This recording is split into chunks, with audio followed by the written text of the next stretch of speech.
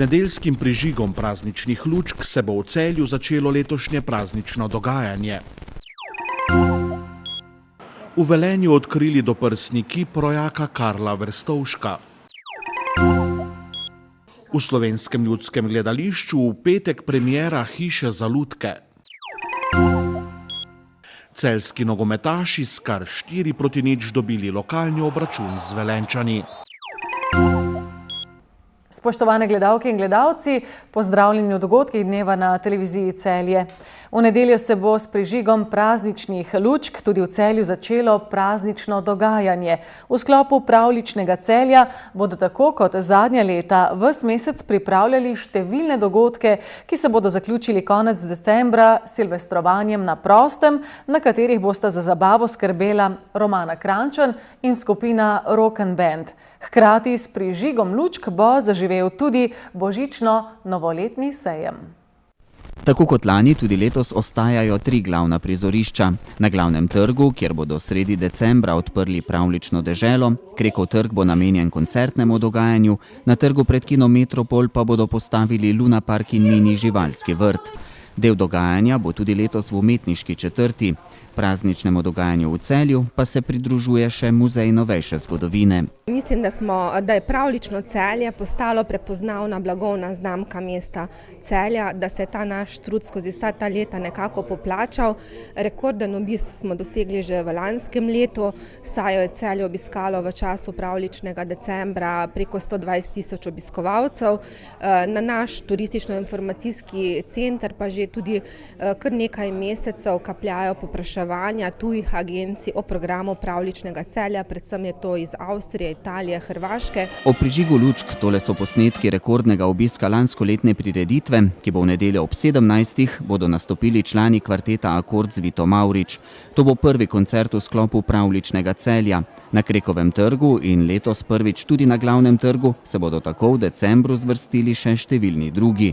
Med njimi koncerti Kingstonov, Mance Špik s Kvatropirci, pričakujejo The Moonlighting Orchestra, tradicionalno pa bo nastopil tudi celjski Dixieland Ensemble.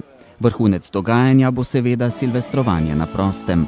Silvestrovanje bo že tradicionalno na Krekovem trgu, tudi letos nas bo zabavala skupina Rock and Band, ki nas bo popeljala v, jaz upam, da uspešno in srečno leto 2017. Na mestni občini Celje tudi za letos napovedujejo pravljično praznično okrasitev, pri kateri bodo zlasti v ospredju številne lučke, ki bodo gorele do praznika Svetih treh kraljev, in smreke, ki so jih občini za okrasitev mesta podarili občani. V bistvu bomo okrasili mestno jedro s poudarkom tudi na pravljični deželi, na malo več bo mogoče osvetlitve na Gubčevi in Lilekovi ulici. Poskušali bomo dati dodaten poudarek tudi na dnevni kresitvi, sicer pa bo kresitev podobna lanskoletni. Malo se tudi trudimo privarčevati na energiji, zato uporabljamo LED lučke, ki pa so seveda tudi krasne za pogledati. V glavnem gre za te svetlobne zavese čez ulice, za razne samostojne elemente, tako svetlobne kot nesvetlobne, za verige, za svetlobne, za številne različne elemente, ki krasijo mestno jedro. V zavodu Celeja so prepričani, da bo v mesto veliko ljudi privabil tudi božično-novoletni sejem, ki svoja vrata prav tako odpira v nedeljo. Praznično dogajanje brez tega sejma ne bi bilo takšno, kot je. Jaz sem vesela, da z nami ostajajo nekako skozi vsa ta leta isti prodajalci oziroma razstavljavci. Zavod je v letošnjem letu objavil poziv za božično-novoletni sejem. Dobili smo 37 vlog, od tega smo izbrali 28. In jaz verjamem, da bojo obiskovalci pravljičnega Celja našli kakšno lepo darilce za svoje najdražje. Novost letošnjega prazničnega dogajanja bodo darilni boni, s katerimi bodo obdarovanci lahko kupovali v trgovinah v mestnem središču. Prodajali jih bodo v turistično-informacijskem centru. Kot že vrsto let doslej, pa se tudi letos mestna občina Celje in zavod Celeja nista odločila za silvestrski ognjemet. Pred 23. novembrom, dnevom Rudolfa Maistra, so v Velenju odkrili doprsni kip velenjskega rojaka dr. Karla Vrstovška, ki se je rodil pred 145 leti. Vrstovšek je bil v času Avstro-Ogrske državni poslanec, leta 1918 predsednik Narodnega sveta v Mariboru in ima velike zasluge za imenovanje Rudolfa Maistra v generala ter ustanovitev prve slovenske univerze v Ljubljani leta 1919. Pred velenjsko vilo Bianca, kjer se srečujeta preteklost in sedanjost tega rudarskega mesta, so popravili zgodovinsko krivico in določili prestižen prostor za poklon dr. Karlu Vrstovšku. To vrstna slovesnost bi se morala zgoditi morda že nekaj desetletij prej. Tako kot mnogim se je tudi njemu zgodila ali pa dogajala krivica, tudi zaradi tega svojega načina življenja, prepričanja vrednot, je nekako ostal v senci generala Maistra in v senci takrat najbolj izpostavljenega slovenskega politika gospoda Korošca. Dr. Karl Vrstovšek je zanesljivo eden tistih, ki mu bodo morali, tudi če mu do danes niso, priznati eno najpomembnejših vlog v času ustanavljanja prve slovenske univerze.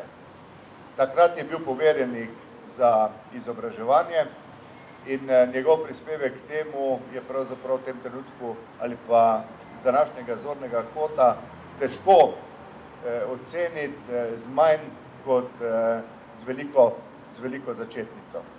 Vrstovškov kip je delo akademskega kiparja Jurija Smoleta. Ob kip so se po odkritju postavili tudi Vrstovškovi potomci. To priložnost so v Velenju izkoristili tudi za predstavitev Vrstovškove politične biografije, ki je izšla pri Velenjski knjižni fundaciji. Njena avtorja sta dr. Aleksandra Gačič in dr. Gregor Jenoš. Istega večera so v Velenju ustanovili tudi šaleško podružnico Zveze domoljubnih društev General Maister. Vsemu skupaj je ob ministrici za obrambo Andreji Katič prisostoval tudi predsednik Zveze General Maister. Velenje je čutilo za svojo dolžnost in za svojo priložnost, da se je oddolžilo dr. Vrstovšku. Kar pa ne moremo reči za Maribor, ker je bil on častni občan, kar pa ne moremo reči za univerzo v Ljubljani, ki je on soustanovitelj Ljubljanske univerze. Da ni bilo njega, vprašanje, kdaj bi bila univerza. Sej, Slovenija je v sklopu takrat in Avstro-Ogrske monarhije in kasneje Kraljevine Jugoslavije pač predvidena, da univerze ne rabi. Ampak so tu bili domoljubi, ki so k temu prispevali, da smo mi univerzo leta 19 dobili. Poglejte, za vse zasluge, ki jih je dr. Vrstovšek ima za uspeh generala Maistra, on ga je naredil za generala, da ni bilo njega, pa še nekako bi se on dogovarjal z Avstrijci. On je zaslužen za to, da imamo univerzo. On je zaslužen za to, da je nastala gimnazija v Murski Soboti, kar Prekmurci ne bi smeli pozabiti. Pa vendar smo ga pozabili. In šele na pobudo akademika Trstenjaka smo mi začeli obujati generala Maistra in njegov ožji zbor ali pa ožji sodelavce. Tako je najprej prišel poštev Malgaj, pa zdaj Vrstovšek, pa Rosina, pa mnogi drugi, ki jih mi proučujemo sistematično in hočemo slovenskemu narodu povedati, kakšne zasluge imajo in kaj so oni naredili za obstoj in razvoj slovenskega naroda. Tu jaz mislim, da se moramo po njih zgledovati in da ne smemo tako kalimerovsko nastopati in doma in v svetu in da bojo drugi za nas delali in da bojo drugi za nas odločali in tudi delili rezultate našega dela. Bolj moramo biti samozavestni. In jaz mislim, da smo mi to sposobni, da nismo nič manj vredni, da nas Bog ni nič manj naredil vredne, ne? Samo moramo negovati to in delovati v svoje dobro, tako da smo tako zvani aktivni državljani. Državljani, ki bojo poskrbeli za sebe, ne bojo čakali, kaj bo kdo za njih naredil. Državljani, ki bojo naredili tudi za svoje okolje in za svojo državo in domovino Slovenijo. Zveza domoljubnih društev General Meister sedaj šteje 25 društev in okoli 1600 članov. V Slovenskem ljudskem gledališču Celje bodo v petek 25. novembra pripravili novo premiero. Uprizorili bodo dramo Henrika Ibsena Nora ali Hiša za lutke v režiji Nikole Zavišića. Na dopoldanski novinarski konferenci pa so predstavili delo norveškega avtorja, ki prinaša zanimivo in še vedno aktualno temo ter tudi igralsko zasedbo. Drama Nora ali Hiša za lutke je bila prvič uprizorjena leta 1879 v Kopenhagnu. Kljub temu, da je doživela burne odzive, Henrika Ibsena to ni niti najmanj motilo. Še danes aktualni temi, meščanski zakon in položaj ženske v njem, poleg tega pa emancipacija in notranja rast posameznika zagotovo zbujata radovednost v tolikšni meri, da je predstava na mestu. V Slovenskem ljudskem gledališču Celje se seveda posvečamo kot del našega programa tudi klasiki. Ibsenova Nora je eno temeljnih del evropske dramatike, novejša klasika iz 20. stoletja. Takrat smo se seveda pogovarjali z Nikolo kako in kaj v zvezi s tem tekstom. Jaz mislim, da je seveda ta tekst, ne glede na svojo zgodovino, še danes lahko aktualen predvsem iz stališča, da je še danes vsaka ženska, ki bi zapustila svojo družino in 3 otroke, bi bila seveda deležna, jaz mislim, velikega zgražanja in predvsem ena takšna oseba, kot je Nora, ki v končni fazi ima stanovanje, dom, so relativno premožni in tako naprej. Ampak kaj neko žensko sploh pripelje do takšne odločitve v življenju, to so seveda vprašanja, s katerimi se ta drama ukvarja. Predstavo so ustvarili prevajalec Darko Čuden, režiser Nikola Zavišić, dramaturginja Tatjana Doma, scenografinja Irena Kraljič, kostumografinja Mateja Benedetti, avtor glasbe Willem Miličević in lektor Jože Vovk. Teme, ki so Ibsena zanimale, so bile pereča socialna, politična, družinska vprašanja. Zelo ga je zanimal posameznik in pa njegova intima, kar v tistem času je bilo popolnoma neobičajno gledati na odru. Zelo ga je zanimala emancipacija posameznika, notranja rast posameznika, ki se upre večini, ki se upre togim družbenim normam. Ibsen sam je ob neki priliki izjavil, da je posameznik vedno žrtev družbe, v kateri biva. V zgodbi, kjer Nora živi navidezno harmonično družinsko življenje z možem in 3 otroki, prihaja na plan večno aktualna tema o enakovrednosti moškega in ženske v družbi. Pa naj si bo to tistega leta ali danes. In zanimala ga je pač ta emancipacija in notranja rast posameznika, ne glede na to, ali gre za moškega ali žensko, čeprav je v večini ali pa zelo pogosto v svojih dramah kot osrednji lik postavljal žensko, pač zato, ker so bila ženska vprašanja in pa vprašanje ženske emancipacije vprašanja, ki so bila v Ibsenovem času gotovo zelo aktualna. O Hiši za lutke še danes potekajo različne polemike. Ali gre res za umetniško delo, ki ni hotelo imeti nobenega opravka z aktualnimi dogajanji tistega časa, ali pa je avtor hotel poseči in se zavzemati za ženske. Vse to je pritegnilo režiserja v tolikšni meri, da je premiera tik pred vrati. Nora, tekst Nora Henrika Ibsena je mene intimno prvi dotakao od svih dramskih tekstov, jer sam ga sticajem okolnosti kao vrlo mlad pročitao. Tekst Nora Henrika Ibsena se je mene osebno prvi dotaknil, saj sem ga kot mladenič prebral. In spomnim se, da še pol ure po prebranem nisem prišel čisto k sebi. Tako me je Norin odhod navdušil. Kar pomeni ne samo, da je aktualen, ampak je tudi živ. In na tem živem odhodu smo mi s posebnimi percepcijami poskušali priti do občinstva, do Nore in Ibsena. Obstaja ena zelo zanimiva izjava Ibsena, in sicer človek je najmočnejši, ko je sam. In ta stavek mi je ostal v glavi do danes. In kadarkoli se mi zgodi kaj takega, da ostanem sam s seboj, mi zaradi teh besed in njihove energije uspe, da grem dalje. Mi se desi nešto da prosto na kraju ostanem sam sa sobom, onda nekako kroz te Ibsenove misli i energiju koju nam šalje iz tog 19. veka do danas vrlo silno i jako, nekako uspem da se probijem i da nastavim dalje. Na malem odru Slovenskega ljudskega gledališča Celje bodo igralci Vojko Belšak, Barbara Medvešček, Bojan Umek, Manca Ogorevc in Andrej Murenc uprizorili igro v 3 dejanjih.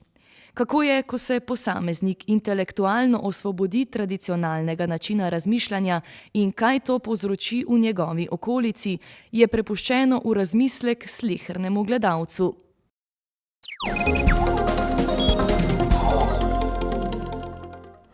V 17. krogu nogometnega državnega prvenstva so nogometaši Celja v lokalnem derbiju s kar 4-0 premagali moštvo velenjskega Rudarja.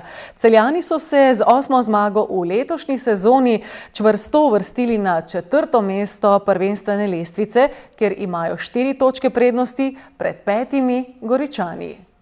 Celjani so z visoko zmago proti sosedom iz Velenja prišli do 8. prvenstvene zmage, ko je 2-krat zadel Dalibor Volaš, po enkrat pa Lovre Čirjak iz 11-metrovke in Nino Pungaršek. Tekma je bila ob izjemnem deževju na meji regularnosti. Dobro smo se prilagodili in zasluženo slavili. Mislim, da je naša obramba res delovala kompaktno 90 minut. Niso pustili tudi pri 1-0, pri 4-0, nobene šanse njim in mislim, da so najbolj zaslužni za današnjo zmago. Celjani so na najboljši možen način odigrali prvo tekmo po reprezentančnem premoru, ter so še naprej na zelo dobrem 4. mestu. Zdaj imamo še 4 tekme, smo rekli zadnjih 5, pred to smo rekli, da probamo dati vse od sebe, da probamo popraviti ta vtis od zadnjih 2 tekmi in to nam je uspelo in moramo tako nadaljevati. Dalibor Volaš je lahko nad svojimi predstavami v celjskem dresu zadovoljen, saj je dosegel že 6 golov. Pa sem sigurno 2 gola, zmaga, zelo lepo 4. mesto in tu smo se priključili še in nič na nami, da treniramo ta teden in da gremo v Domžale pokazati, kaj znamo. Sobotna tekma med 3. Domžalčani in 4. Celjani se bo v športnem parku v Domžalah začela ob 16.